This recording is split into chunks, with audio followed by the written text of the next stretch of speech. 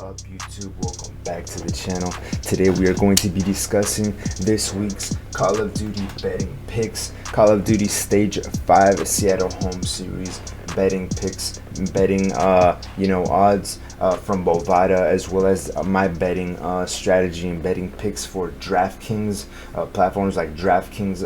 If you don't know what I do here, if you're new to the channel, I basically break down and I provide betting analysis on what I think are my favorite picks for Call of Duty betting on the platform Draftkings, and I use Bovada for the site where I pull the Vegas odds and everything for all the games. I am planning on expanding this channel to other esports like Halo esports when the new Halo Infinite game drops later this year, as well as Valorant esports later this year as well. So if you like the topic, if you like betting analysis on esports, if you like a place where you can come and check out what I have to offer in terms of analysis, betting analysis, you know where to come and you know where to stay. And yeah, click that like button, click that subscribe button, click that notification button so you get these videos on time. This is time sensitive information, my opinion on what good picks are and strategies are before the games actually lock.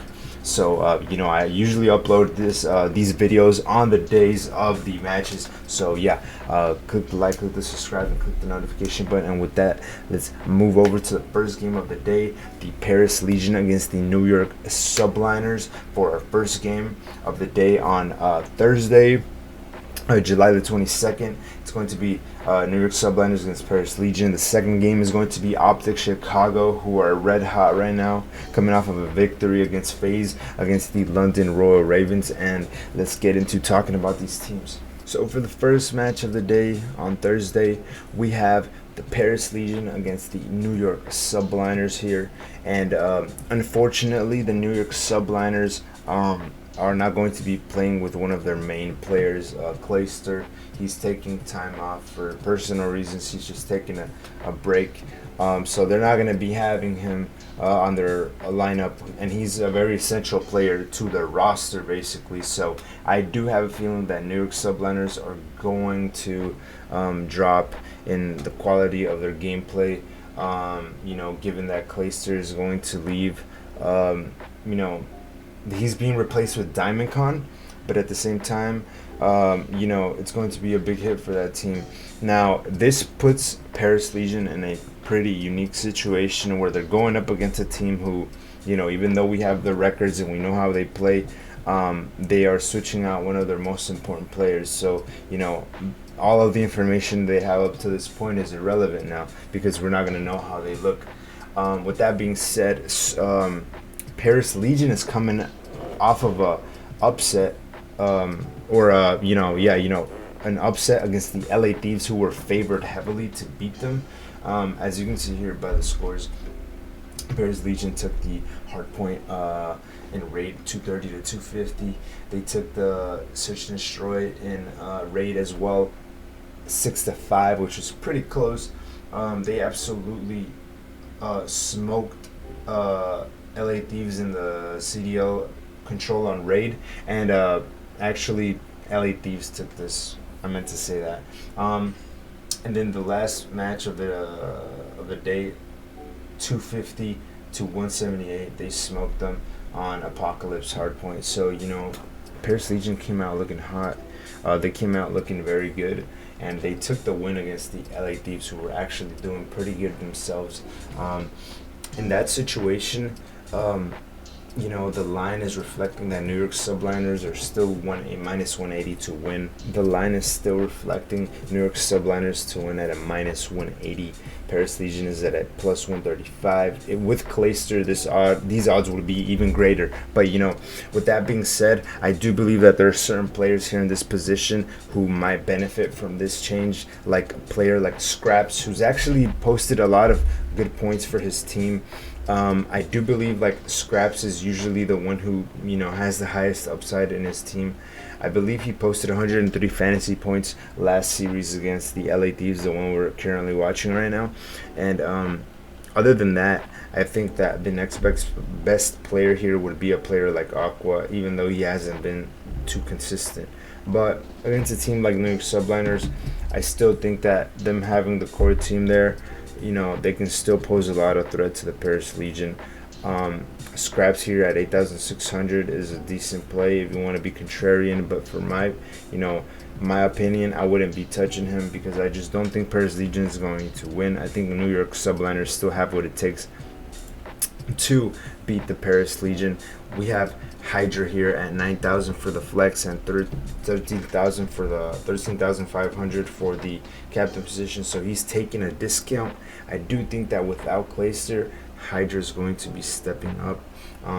Diamond Con is going to be replacing Clayster from the bench, but he's not in Draftkings right now. He's not priced in, so he's just not going to be available to pick. I do think ASIM at 8,000 for the flex is going to be in a unique position here to take a lot of the workload. I do think ASIM, Hydra, Mac are great plays, and you can choose either of them. You can 2-stack them or 1-stack them, however it is that you wish. This is wrong, but I do feel like New York Subliners have a chance. I would say ASIM best value play here. And I'm going to take the New York Subliners to win in a 3-2 fashion. So with that being said, let's move on to the next game. Optic Chicago against the London Royal Ravens.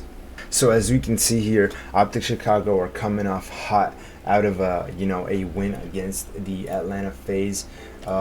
This match was crazy. I really enjoyed watching it, and it really showed what Optic Chicago is capable of now that they've found their groove, as you could say. Optic Chicago is a minus 750 favorite to win against the London Royal Ravens, who have been not looking so hot, may I say. And there are definitely a couple picks here in this position that I would target, like Scump and Envoy.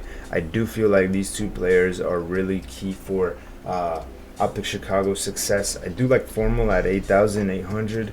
I do feel like if this team gets a 3-0 against London, which is highly probable, everybody here is going to, benefit, and I do think that is going to happen. I do think this is going to be an Optic Chicago 3-0, and I do think that Scump being the cheapest and Envoy being the second cheapest, or not the second cheapest, the third cheapest, as well as Formal are going to be really great plays, as well as Dashi if you feel like you want to have him too. I do feel like all these players have increasing upside against a team like the London Royal Ravens, who have not been looking too hot.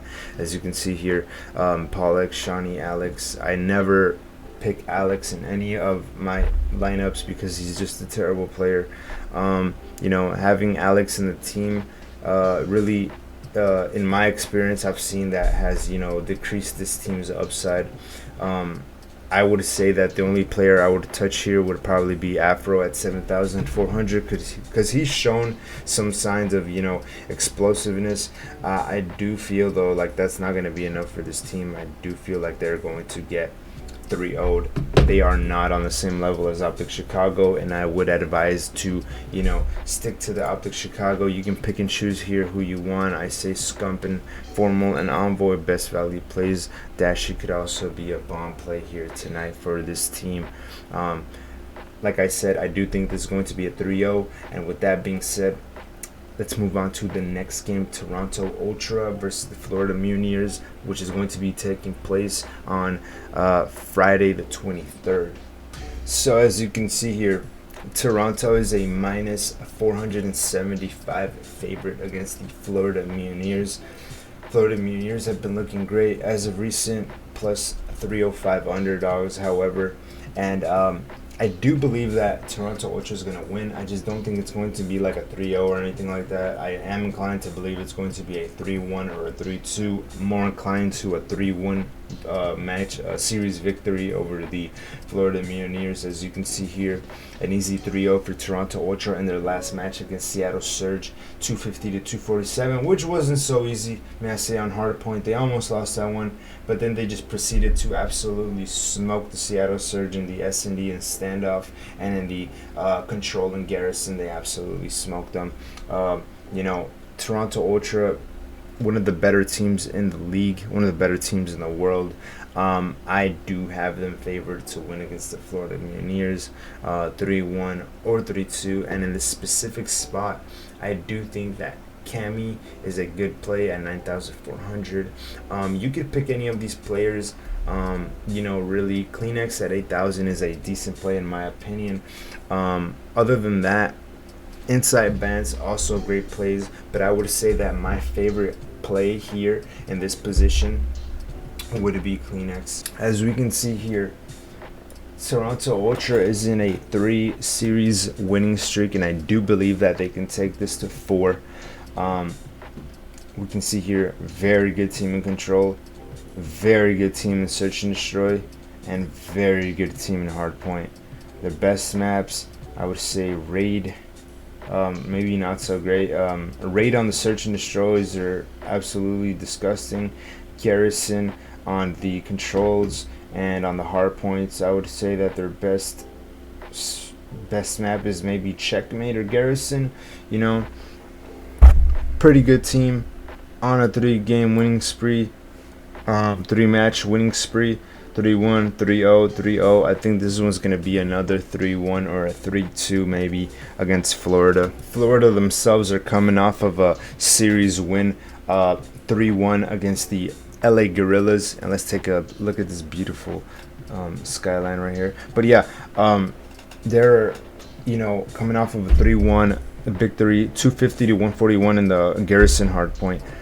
They lost the S&D 6-4. LA Gorillas best mode pretty much, and then they just proceeded to absolutely destroy them in the control and Garrison, and then hardpoint on Moscow they won. So Florida's coming off of a decent win themselves.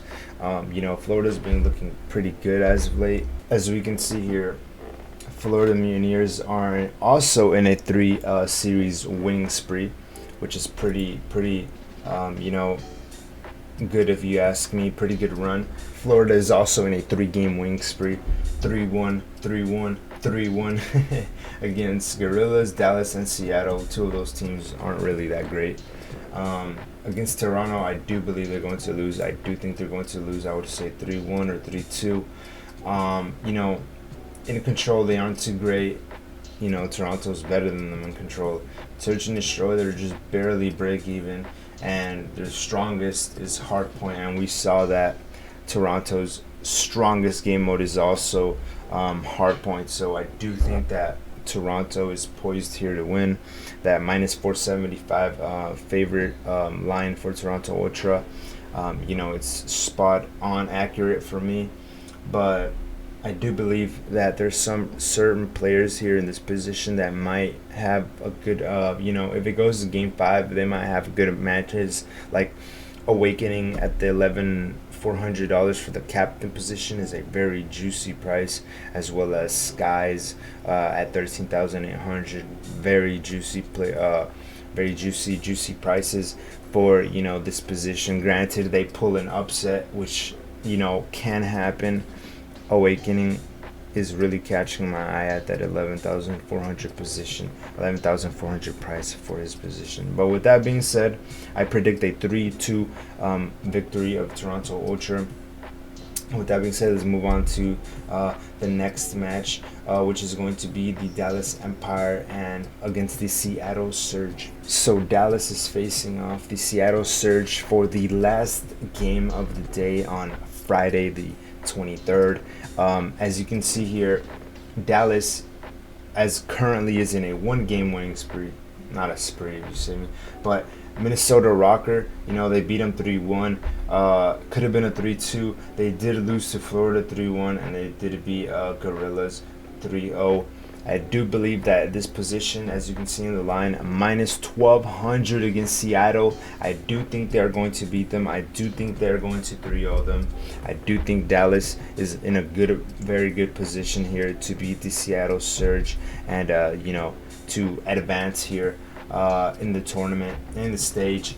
As you can see, control numbers break even for Dallas, break even numbers for Search isn't that good. Break even is but their strongest game mode, hardpoint. I do believe they have what it takes to be Seattle, obviously, and this is going to be an easy 3-0. Favorite picks here would probably be Vivid and Illy, 7,800 and 12,000 or 8,200 for Vivid in the flex. I also do like Shotzi at $10,000 at the flex position, but I would rather use him at the $15,000 for the captain position. I do think he is going to absolutely go off here, and I do think he could be a decent play in any lineups. Pretty much, yeah, I do think it's going to be a 3-0, really quick one. As we can see here for the Seattle numbers, pretty bad numbers. Ever since the last stage when they were playing on LAN, Seattle has obviously not looked the part. They looked pretty good here against London, against Paris, and then they lost to Optic Chicago, but then they have not won a series to date. Octane, basically the captain of the team, has voiced his displeasures with just online matching. They're not a good team online, and they're not going to be anytime soon. And now that the league or the season is coming to a close, they are not going to be putting their maximal effort to, fight up against a team like Dallas. I do think they're just going to get smoked, and yeah, I don't think any players here is in an optimal spot regarding their price. They're all cheap for a reason. Octane is still pretty expensive considering he's going up against a team in a matchup where they are going to get 3-0'd. Octane doesn't make sense, and nobody else in this team makes sense, so that's what I'm going to say about this matchup. And with that being said, those are my thoughts on today's games. If you do like the content, remember, leave a like, leave a subscribe, or click that subscribe button, click that notification button so you can get these videos on time before you make any decisions on your lineup, so I can give you my input on what I believe are the optimal plays. And yeah, look forward to the channel growing. I'm going to be supporting a lot of esports in the future, like I said, Halo and Valorant, and the up and coming esports. And yeah, I'll be providing a consistent content here in this channel for betting analysis and just the esports analysis in general for the respective games. So with that being said, if you like, remember, leave a like, and I'll see you guys in the next video. Thank you guys for watching.